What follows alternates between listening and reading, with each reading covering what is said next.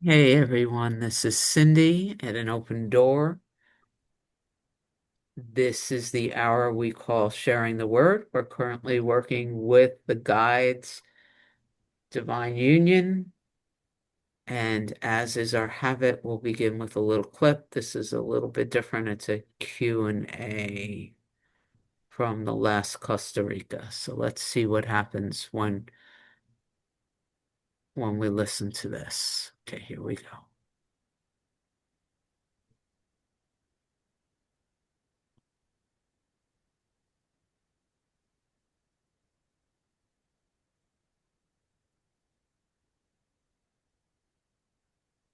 I listen to you an awful lot before I fall asleep, and so I'm still listening subconsciously, and I'm wondering what the impact of that is, because I feel like I'm getting the message, but I'm not hearing the words.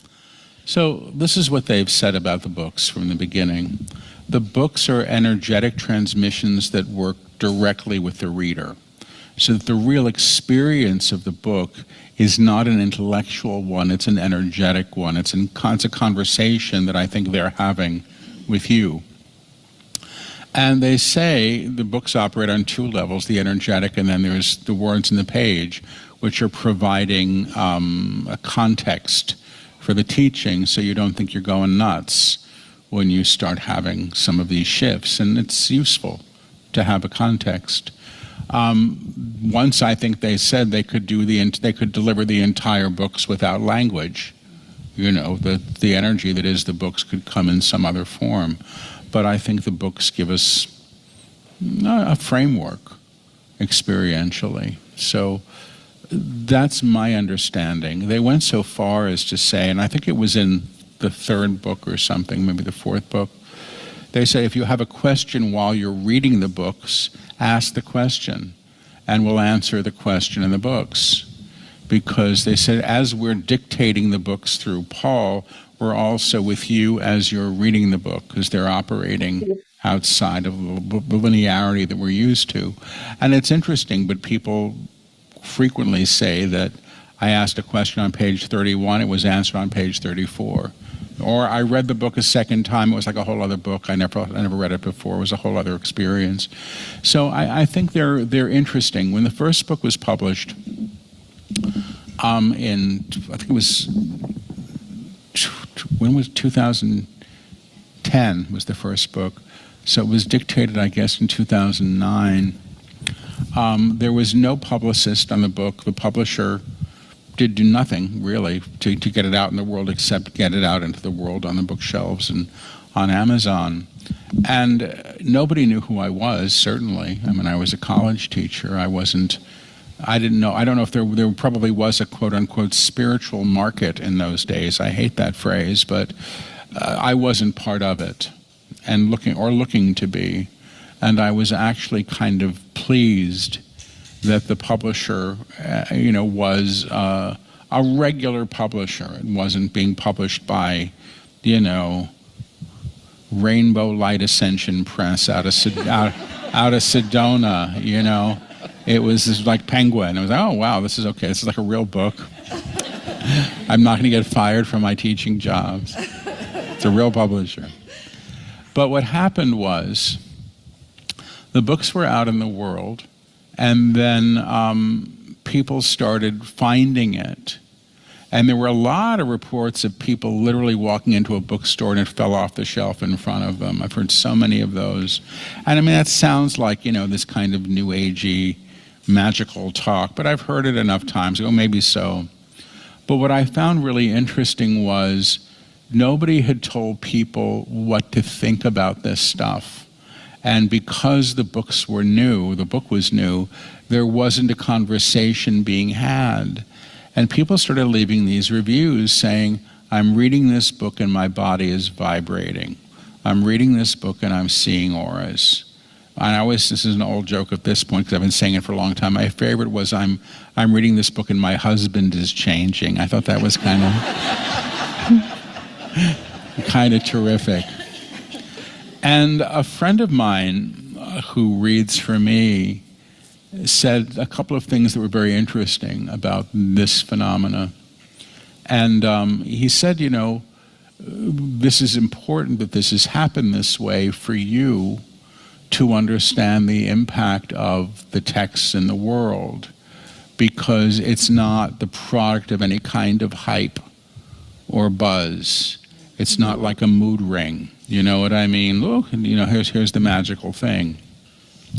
And I liked that. And he also said, the books operate like lava, and they transform what they touch. It's like a lava flow, but it's a slow flow, and that's as it's meant to be. And the interest in this work, such as it has been grassroots, really, more than anything else. And a lot of it's been people finding these books and then referring them elsewhere. Now I get asked to do podcasts and stuff so people can hear about the books and maybe drawn to the books. But initially, there were stories, the first time I heard about this was after the first book. Somebody said, I bought a crate of the books and I'm passing them out. There is a woman out in Santa Fe, someplace, who's still buying crates of the books and leaving them in the free library boxes. She sent us the pictures of the books.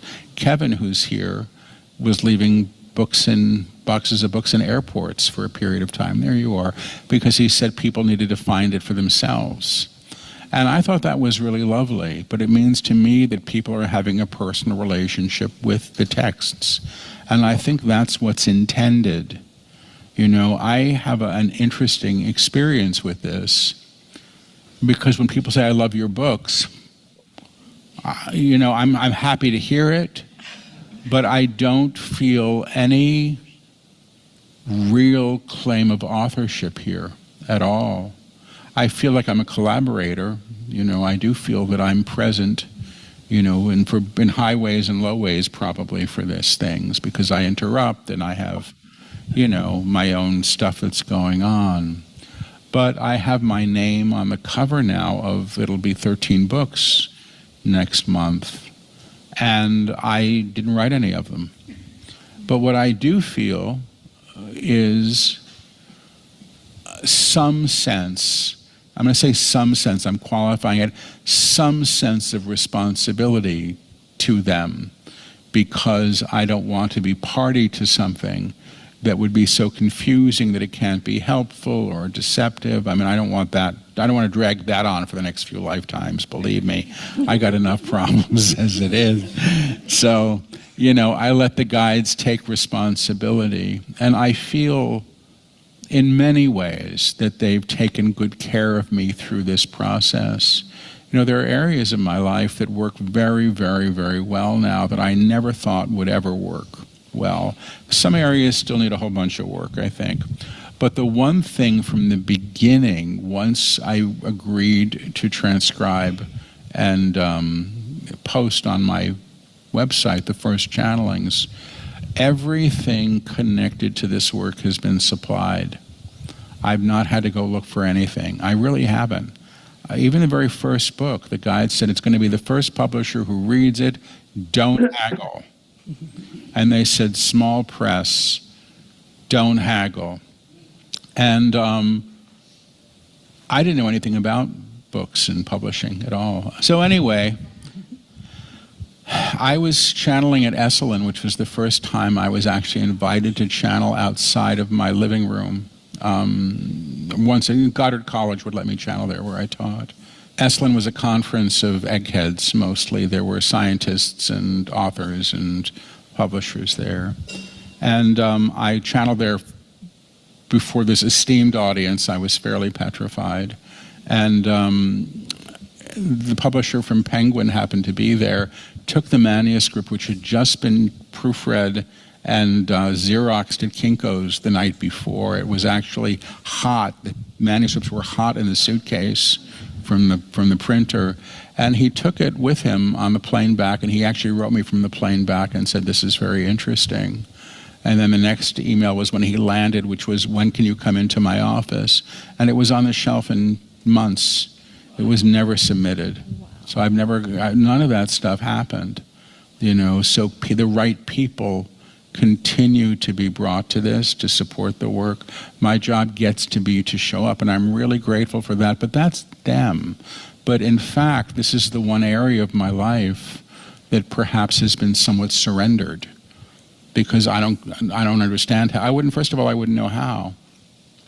I ran a graduate program for years, so I understood some stuff about working with groups of people, and I've been a classroom teacher, so I was comfortable sitting in front of people, but that's kind of where it ended. So now I just told you a whole bunch of stories that had nothing to do with your question. Okay.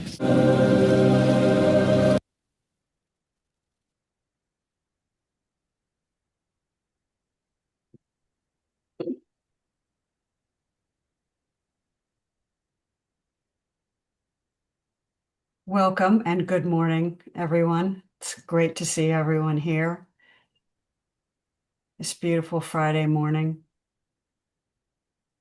This is where we read Divine Union. And does anybody have any comments about the clip that we just heard? Questions, thoughts, ideas, responses, feelings? Rana does. Good morning, everyone. I listened to this a few days ago, maybe a week ago, and it excited me so much. I wanted to send it to all of you. And then that just fell away, right? Because it's like, this was just for you for right now. But I will say that I feel a sense of specialness, and I don't think it's a bad thing. You know, to have the opportunity to hear these teachings and hear what he just said lets me know that I've been called. You know, this book never would have come into my space if it wasn't supposed to. And I don't know, maybe specialness isn't the right word. I feel hopeful and encouraged, might be better words to express. But I feel safe and whole and protected from what was said. It's just that sense of everything is unfolding perfectly, you know. So thank you for sharing that video. It was fabulous. Thank you, Rana. I've got something that I want to share about what you just said, but I'll do it after Lonnie and Alice and Indigo have spoken. So Lonnie, you're up next. Good morning, family. This is my third time hearing this video, and I'm walking in the awareness that absolutely everything I need is provided when I need it, like this video. I'm having this really interesting experience because it really doesn't matter what you think you know.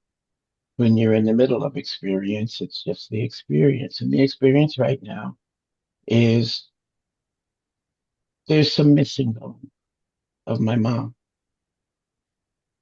But the other thing that happens with that is my morning reading this morning was from the Annihilated Self, and it spoke directly into what I was feeling around her.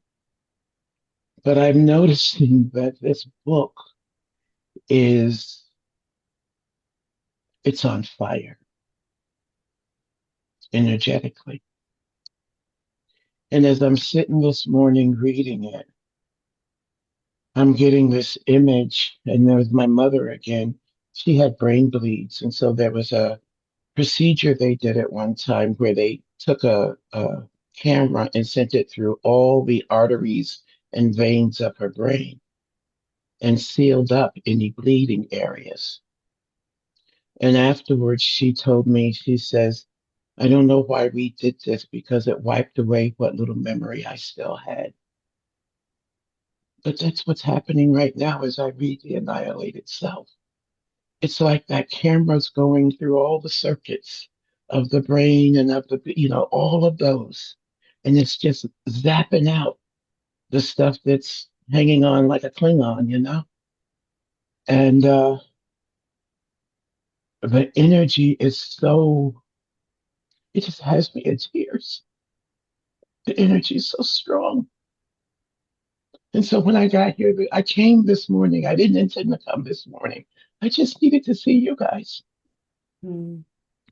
And when I got here and I heard the tape, it just confirmed what's going on in the annihilated self for me. So I am so absolutely grateful for this moment and just for that knowing that it all comes together, like Ron has said, exactly as it's supposed to be. And as we're maybe opening up in need of it or welcoming of it. Thank you. And I miss my mama so bad right now.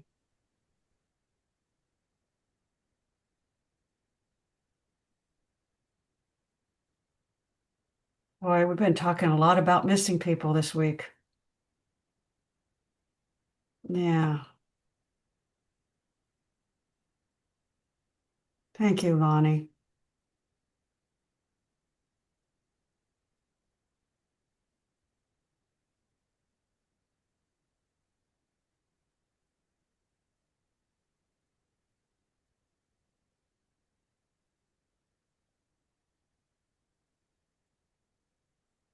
Alice, good morning. Hi. I, I feel honored and touched by Lonnie's she share, and um, I, I would I'd never seen this clip before, and I think it was just like, oh, it's about ease. It's about not being. I think I'm annihilating the fighter in me, the fixer and the fighter and the go get him, version of what I think is mine to do. And I remember at times when I felt like something was a call on it, or I could, in retrospect, say, well, that had a call on it for me, um, in that sacred kind of way. And that I was involved in something sort of like this. It was a spiritual group, and like he said about the books, I was astonished that we never called anybody. We never beat any bushes looking for anybody. Just like who showed up, who said they would help or contribute, and it was and how that version of ease in regular in circumstances as they rise up, like with my family situation. I I have the fighter wants to go advocate for my sister, who's recovered, but she's in a nursing home, and everybody, there's just a lot of um, where I feel like I need to protect her from hurry up and get better, you know, um, uh, nonsense, and so when I get the temptation to fight or attack others because I don't, I think I got to change something, to shift over to like it's all unfolding according to a divine plan, and there can be ease and there can be that expression of grace, I guess. So that's thank you. I'm happy to be here. I know last week I had company and I missed all of you. like like a yearning, so uh it's wonderful. Thank you, Alice. Gosh, we're all dealing, not all of us, but some of us are dealing with really profound loss. And I just want to honor that. So, Indigo, good morning to you.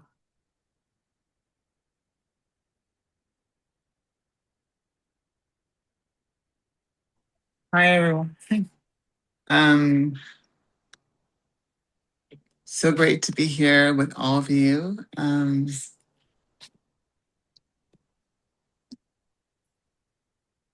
Just love being here, and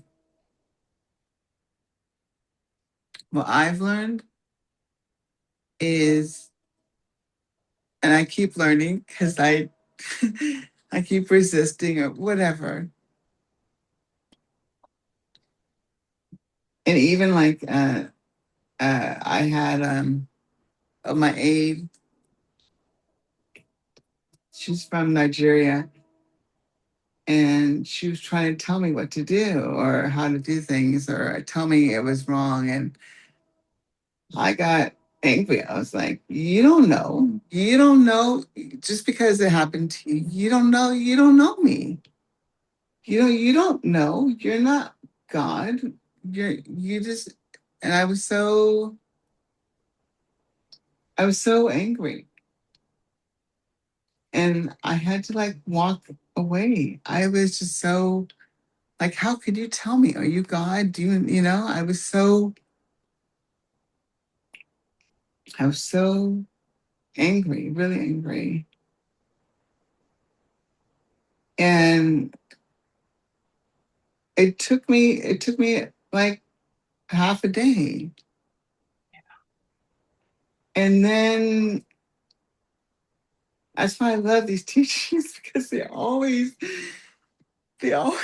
bring me back to what I really am. And that no, that's not true. That she is me. I am her. And that everything is love and everything is God. And wherever she is, it's perfect. And I can surrender to that. Even if I don't like it, I can surrender and say, okay, I don't know. And yeah, and and and to trust everything. That's what I've learned. I've learned to trust everything, every single thing, because it's all here for me. So yeah, I just love being here with all of you. To me, it's such a gift. So thank you so much. Thank you.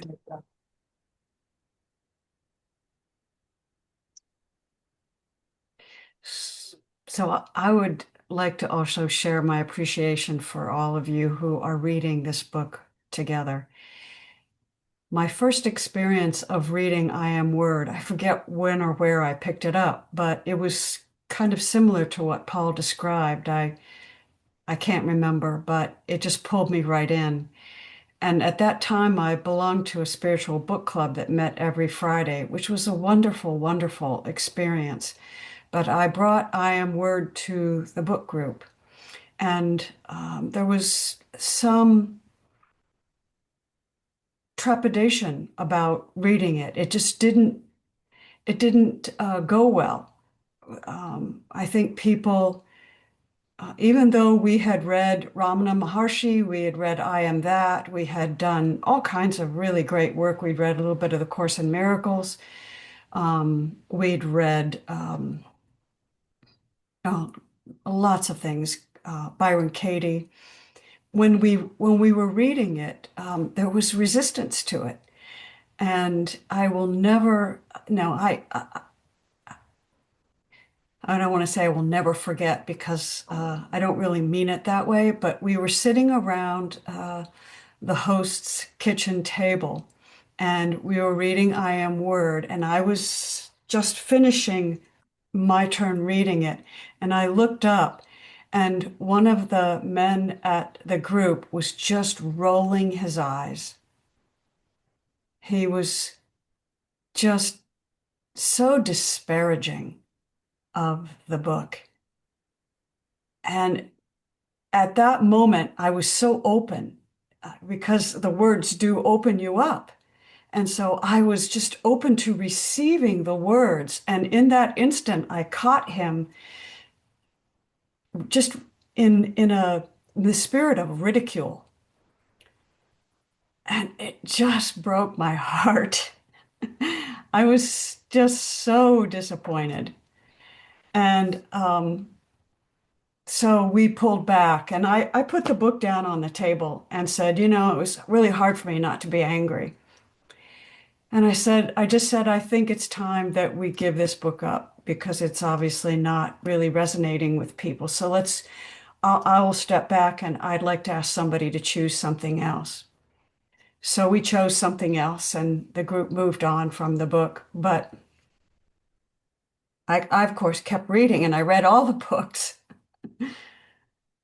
But I just want to express that not by way of telling a tale of woe, but mostly by way of appreciation and saying how much I am so grateful that Cindy picked this up and that we all have been in agreement to read this because it is 180 degrees experience for me. And I'm so grateful to have this new way of holding the words together. And so I just wanted to share that with all of you. And now William and then Susanna, we haven't even started reading yet. We're almost halfway through. Halfway through our hour and 15. So William and then Suzanne, good morning. Good morning. And I love what you just said because what it triggers for me, I love his phrase.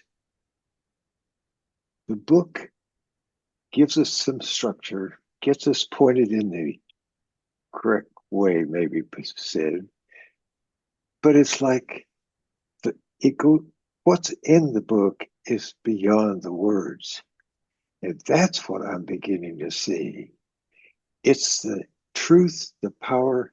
It's like, and as he put it in so nice form, it's like the flow of lava that just flows in whatever truthful way of nature and transforms whatever it touches.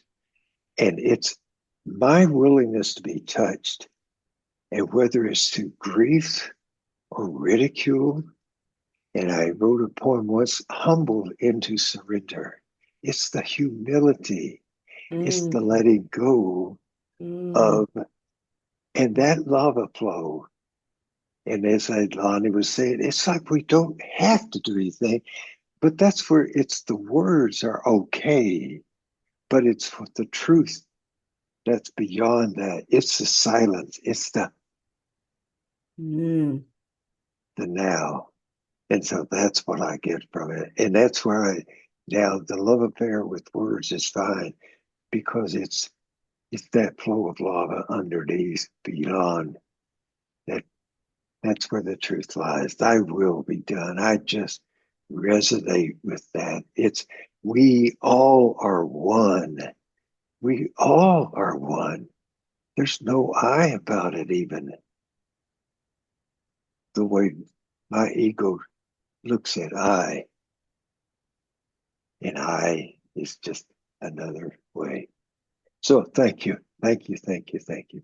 Thank you, William. I just wrote down that phrase. How many of us have been humbled into surrender?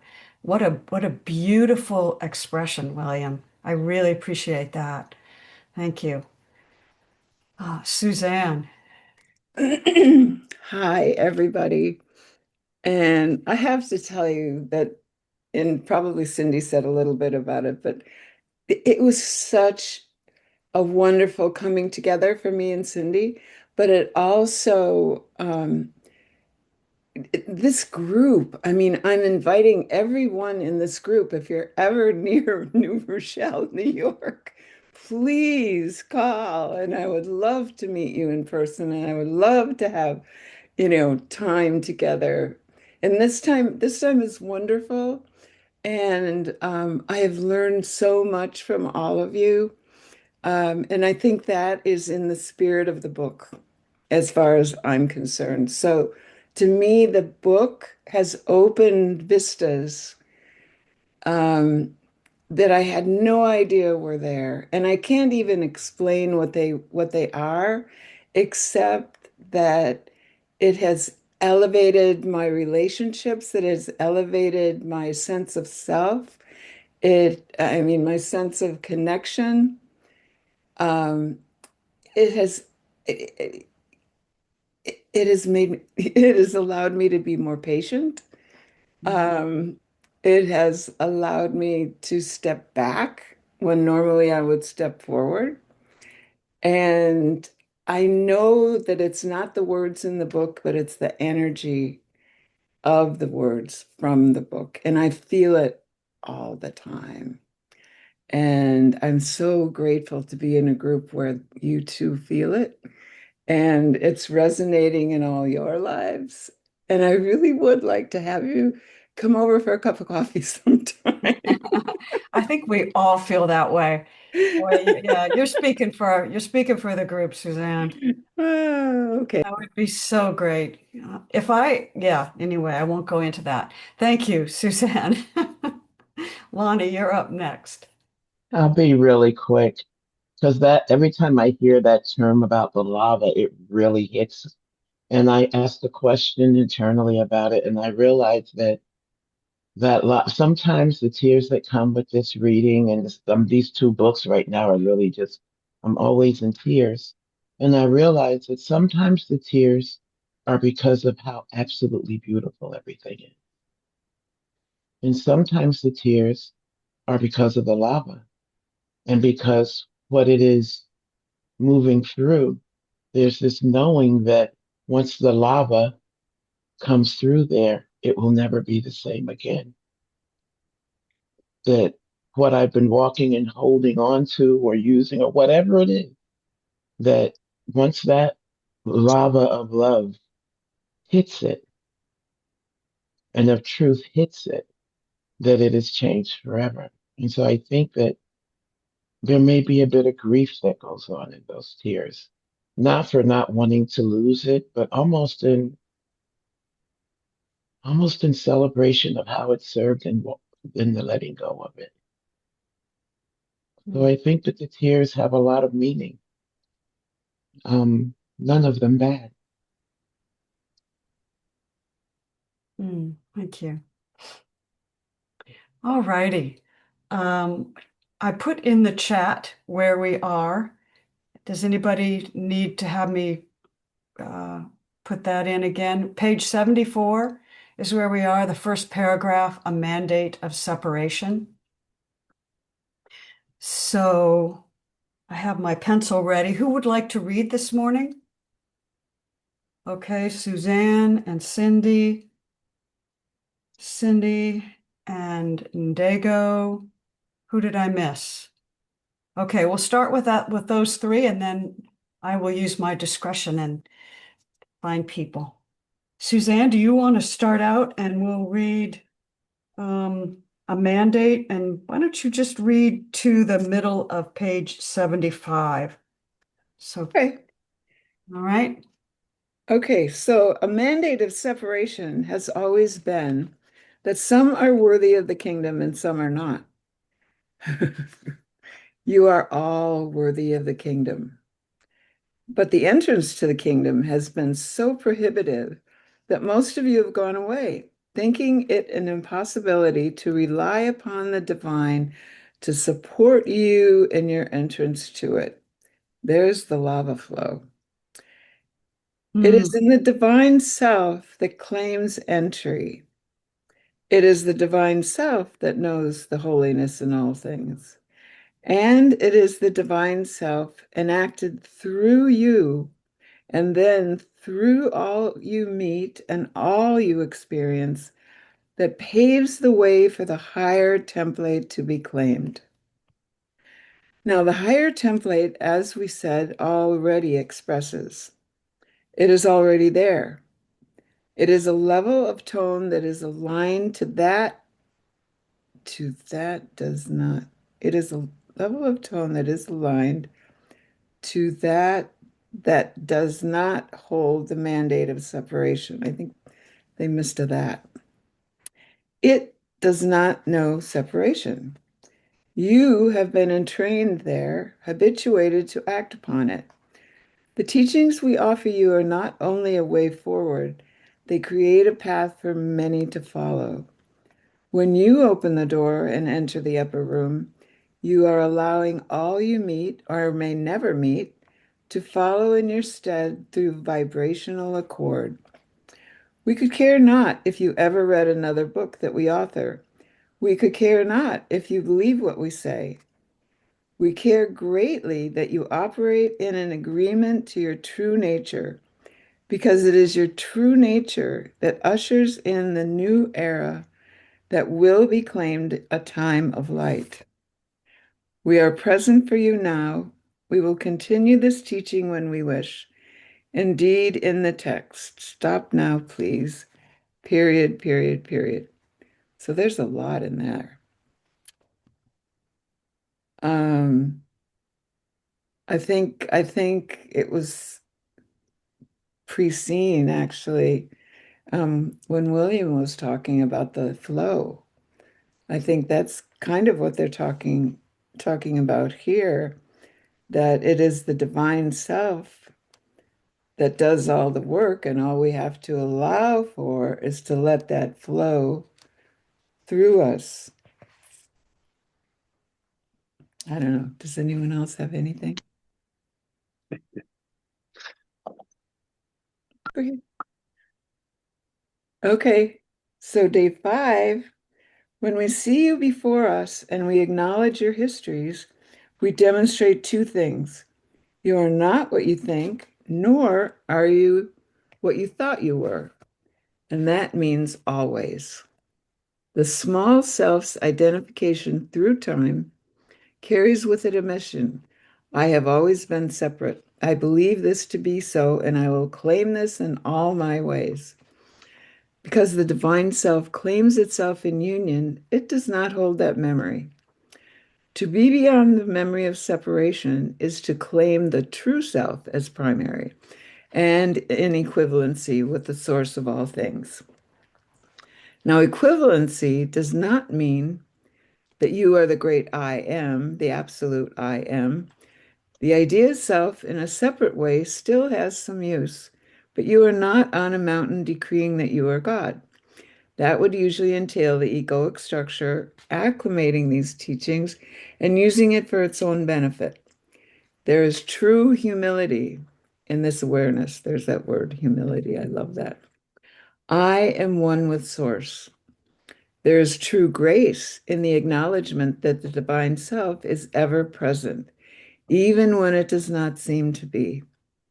And there is great blessing that you come to in acknowledgement that you are of the whole, not the whole, but of the whole. Thank you. Yeah. That was important, I think. That's just that distinguishing. No. Well, those words keep coming back. Humility, grace, allowance. It's all, you know, they shape it in different ways so that different people can understand it, I think. I love it. Anybody have any thoughts about anything that we just read?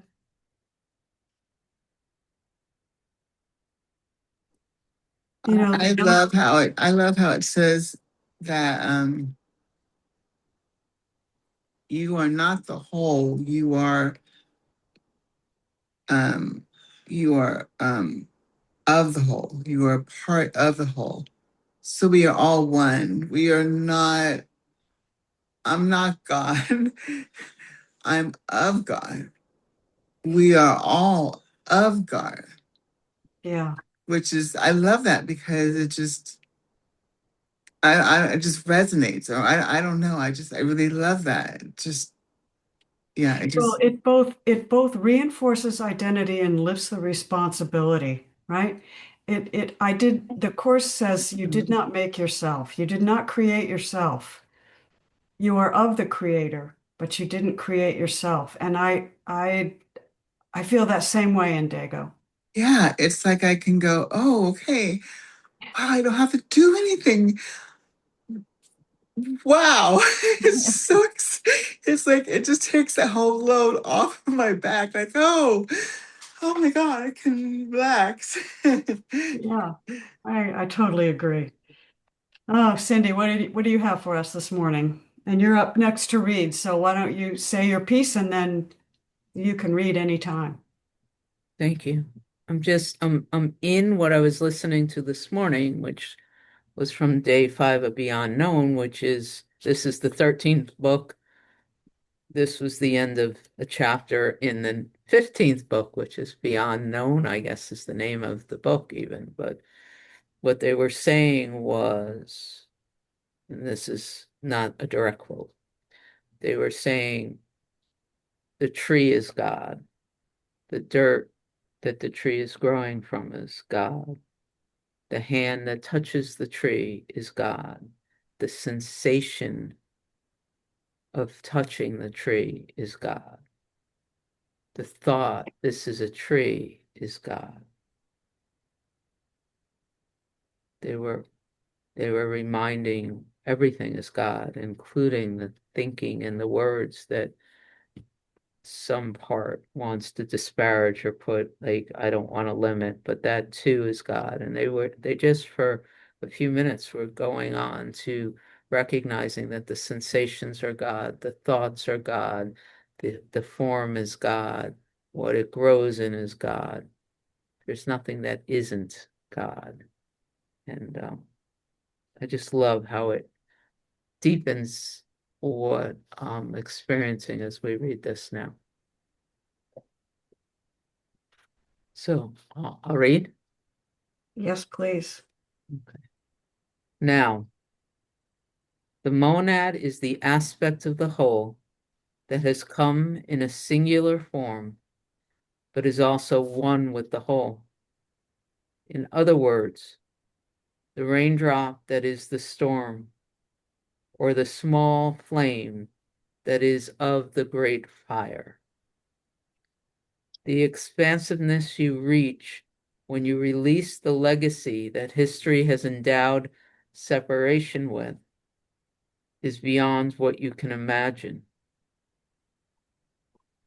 To be liberated from the construct of time as overarching, as deciding for you, is indeed a benefit.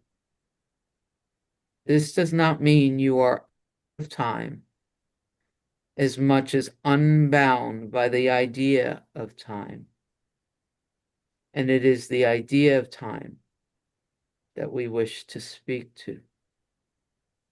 So before I read this next paragraph, I'm just in this space of bringing to mind what Paul was stating about, and I remember reading that the guides say, we are with you now as you're reading. So if you have a question, go ahead and ask it. And so I'm in this space of my willingness to be unbound from my historical interpretation of my upbringing and to allow this moment to be new. And I'm asking for assistance with that as I continue to experience this teaching in this book now. That twisted my idea of time when he said that. That just really, I hadn't ever thought of time that way. It really blew my mind. We know what your questions are and we're answering them even as we're dictating the text. It's beyond my understanding. So it's a kind of cool pausing, like right now, is there a question that you have on your heart and to bring it up as we continue to read. Mm. Now, the construct of time is always useful when you have something to get done. Time to feed the baby, time to pay the bill. But the realization that everything is happening immediately and always has been is actually too much of a stretch for the mind to hold. So what you have actually done is parse out a sequence that you know through linearity. Every thought you have carried, every thought you have carries ammunition or power to be creative. Some thoughts take, some thoughts do not. When a thought is claimed in that infinite field, it can be claimed in a manifest way. There's tears here. Thoughts are made into form in two different ways. The agreement that it can be so, which is primary, And then the alliance with the source of the thought, which must be God itself. God as the source of all thought, he asks. Indeed, so. But you must remember that God, as all things, must be inclusive of any thought in any time. To move beyond linearity, or what you believe you have access to, simply allows you to bypass the idea of a segmented history and into a great flow where all things exist. To move into a realignment, we are not bound by the idea of time, while utilizing time as needed is a challenge. But it will be undergone eventually by the species as a whole. And for one reason, you will have too much evidence that you have amassed collectively about how time works to begin to dissemble the structure as you have utilized it.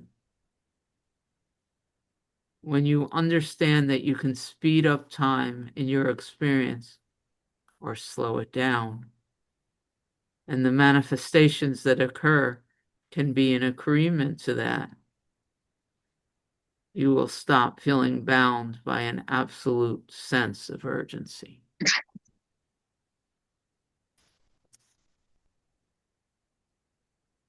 If it's okay, I'd like to read one more paragraph before I stop. Yeah, please, because my mind has just been. Anyway, yes, please. Now, in the ever-present now, and understand this, it's important, is where you understand perfection.